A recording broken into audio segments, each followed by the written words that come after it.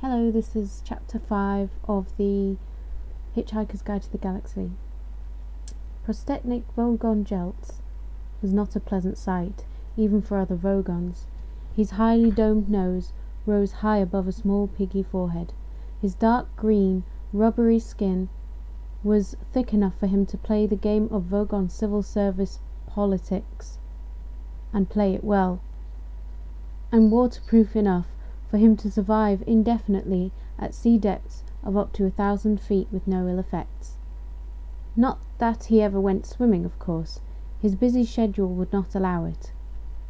He was the way he was because billions of years ago, when the Vogons had first crawled out of the sluggish primeval sea of Vogsphere and had lain panting and heaving on the planet's virgin shores, when the first rays of the bright young Vogsol sun had shone across them that morning, it was as if the forces of evolution had simply given up on them there and then, and turned aside in disgust, written them off as ugly and an unfortunate mistake.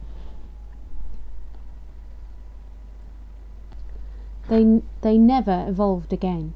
They should never have survived. The fact that they did is some kind of tribute to the thick-willed, slug-brained stubbornness of these creatures. Evolution, they said to themselves, who needs it? And what nature refuses to do for them, they simply did. Surely that's nature.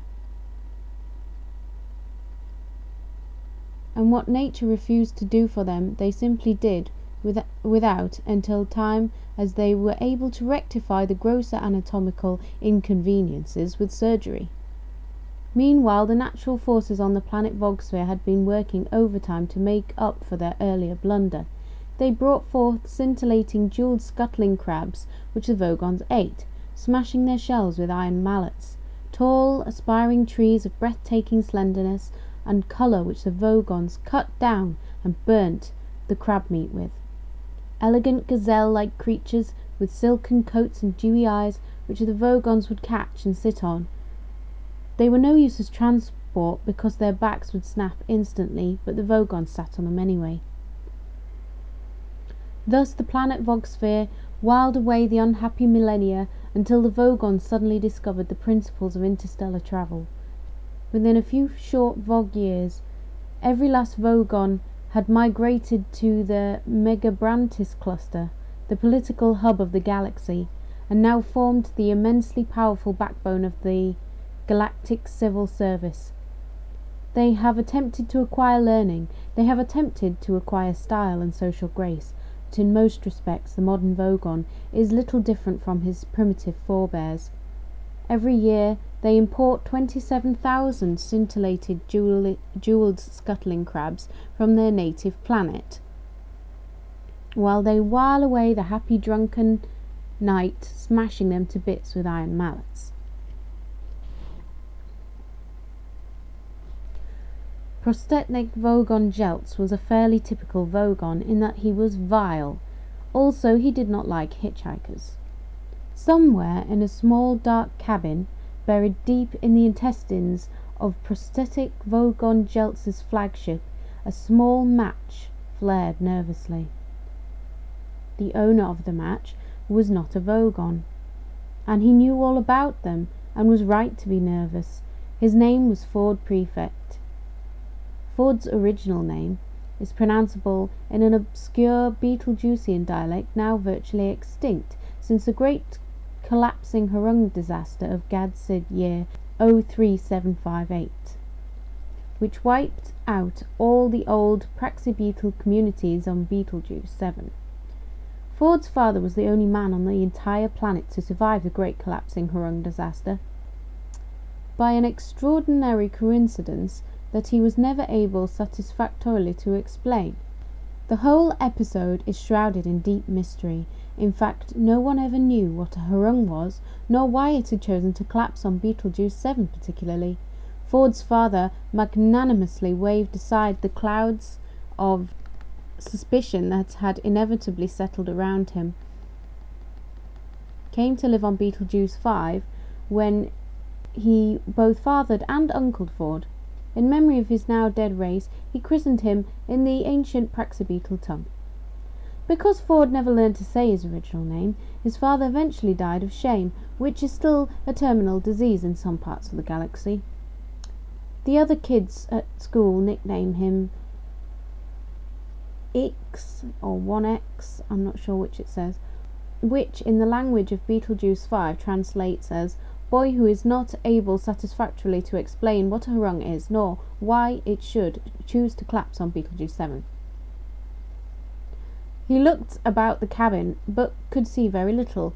Strange monstrous shadows loomed and leaped with the tiny flickering flame, but all was quiet. He breathed a silent thank you to the Dentrassi. The Dentrassi are an unlikely tribe of gourmands, a wild but pleasant bunch whom the Vogons had recently taken to employing as catering staff on their long-haul fleets, on the strict understanding that they keep themselves very much to themselves. This suited the Dentrassi fine, because they love Vogon money, which is one of the hardest currencies in space, but loathe the Vogons themselves.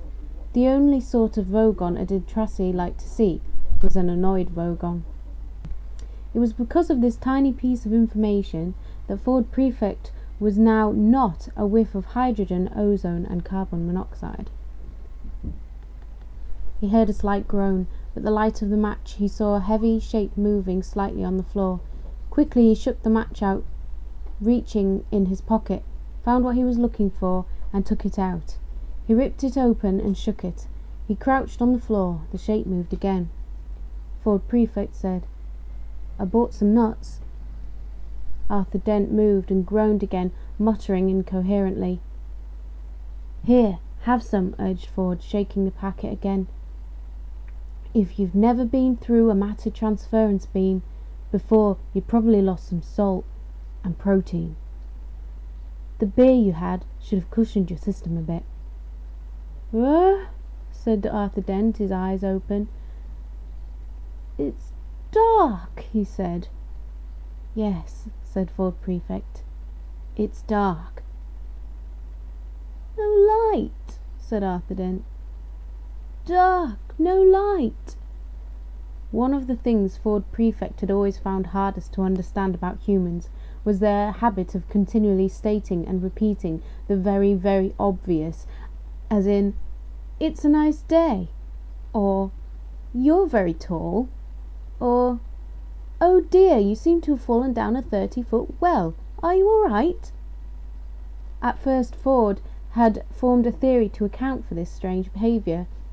If human beings don't keep exercising their lips, he thought, their mouths probably seize up.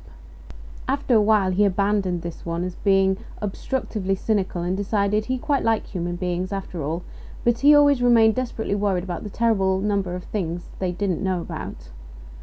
"Yes," he agreed with Arthur. "No light." He helped Arthur to some peanuts. "How do you feel?" he asked him. "Like a military academy," said Arthur. "Bits of me keep passing out." Ford stood up. "We're safe," he said. "Oh, good," said Arthur. "We're in a small galley cabin," said Ford. "It's one of the spaceships of the Vogon constructor fleet." "Ah," said Arthur. "This is probably one of the strange uses of the word safe that I previously wasn't aware of." Ford struck another match to help him search for a light switch. Monstrous shadows leapt and loomed again. Arthur struggled to his feet and hugged himself apprehensively. Hideous alien shapes seemed to throng about. The air was thick with musty smells which sidled into his lungs without identifying themselves, and a low irritated hum kept his brain from focusing. "How did we get here?" he asked, shivering slightly. "We hitched a lift," said Ford. "Excuse me," said Arthur. "Are you trying to tell me that we just stuck out our thumbs and some big, green, bug-eyed monster stuck his head out and said, 'Hi, fellas, hop right in. I can take you as far as Basingstoke roundabout'?" "Well," said Ford, "the thumb's an electronic sub-ether signalling device. The roundabout is Barnard's star 6 light years away, but otherwise that's more or less right. And the bug-eyed monster?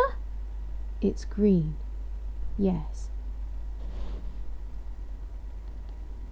Fine, said Arthur. When can I go home? You can't, said Ford Prefect, and found the light switch. Shade your eyes, he said, and turned it on. Even Ford was surprised. Good grief, said Arthur. Is this really the interior of a flying saucer?